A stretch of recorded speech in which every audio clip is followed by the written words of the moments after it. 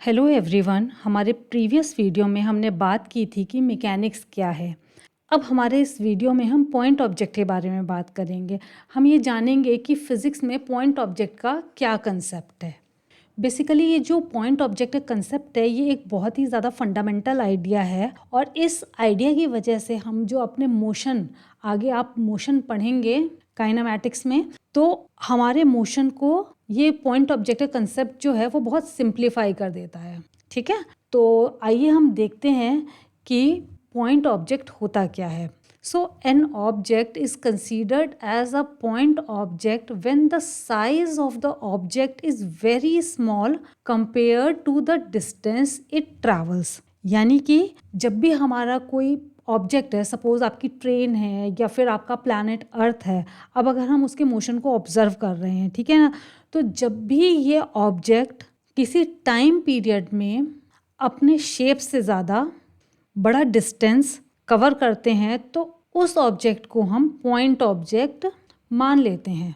अब नोटिस करने वाली बात यह है कि हमने यहाँ पे सिर्फ पॉइंट ऑब्जेक्ट माना है, एक्चुअली में वो ऑब्जेक्ट पॉइंट ऑब्जेक्ट नहीं है।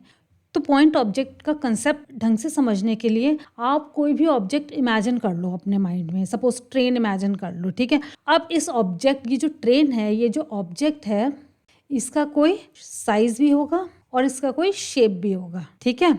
अब अगर ये ऑब्जेक्ट मोशन करता है, जैसे कि एक जगह से दूसरी जगह ट्रैवल करता है और उसके द्वारा कवर किया गया पाथ, जैसे कि अब ये तुम्हारा ऑब्जेक्ट है, यहाँ से लेके इसने यहाँ तक ट्रैवल किया, ठीक है। अब अगर ये इसका पाथ जो है इसके एक्चुअल साइज के कंपैरिजन में बहुत ज़्यादा बड़ा है, बहुत क्या है, लार्ज है, ठीक है। तो इस ओवरऑल मोशन के एनालिसिस के लिए हम इस ऑब्जेक्ट के साइज को क्या कर सकते हैं, इग्नोर कर सकते हैं, ठीक है, और उसे स्पेस में एक सिंगल पॉइंट मान सकते हैं, सिंगल पॉइंट की तरह ट्रीट कर सकते हैं और फर्दर अपनी प्रॉब्लम सॉल्व कर सकते हैं। आई होप आपको ये कंसेप्ट समझ में आ गया होगा। इसे फर्दर सीखने के लिए हम एक या दो एग्जाम्पल्स की हेल्प भी लेते हैं। तो हमारा सबसे पहला एग्जाम्पल है ट्रेन का एग्जाम्पल, ठीक है। तो हम यहाँ पे क्या करते हैं, एक ट्रेन कंसीडर करते हैं और इस ट्रेन की अप्रॉक्सीमेट लेंथ जो आपकी है वो 400 मीटर्स है, ठीक है ना। इवन दो ट्रेन जो है it does not look small, ये किसी भी तरह से स्मॉल नहीं होती है, but still it can be treated as a point object in certain conditions. कुछ कंडीशंस में हम इसे फिर भी पॉइंट ऑब्जेक्ट कंसीडर कर सकते हैं, और वो कौन कौन सी कंडीशंस होती हैं चलिए देखते हैं। सपोज़ हमारी ट्रेन जो है वो दिल्ली से लेके गोवा तक जा रही है, ठीक है। अब जो distance between Delhi and Goa is very large, क्या है, काफ़ी लार्ज डिस्टेंस है दिल्ली और गोवा के बीच का डिस्टेंस, ठीक है। लेट अस अज्यूम ये डिस्टेंस जो है आपका 2000 किलोमीटर्स है, ठीक है।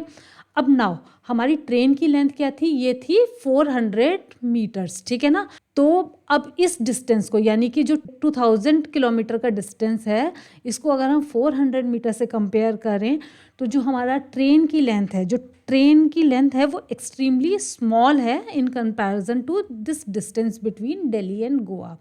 So since the train length is negligible in comparison to the total distance traveled, we can consider the train as a point object, ठीक है। Although it is not a point object, हमने इसको point object कब consider किया है, जब distance जो इस ट्रेन ने travel किया है वो बहुत ज़्यादा है in comparison to total length of the train, तो वहाँ पे हमने इसको point object consider कर लिया है।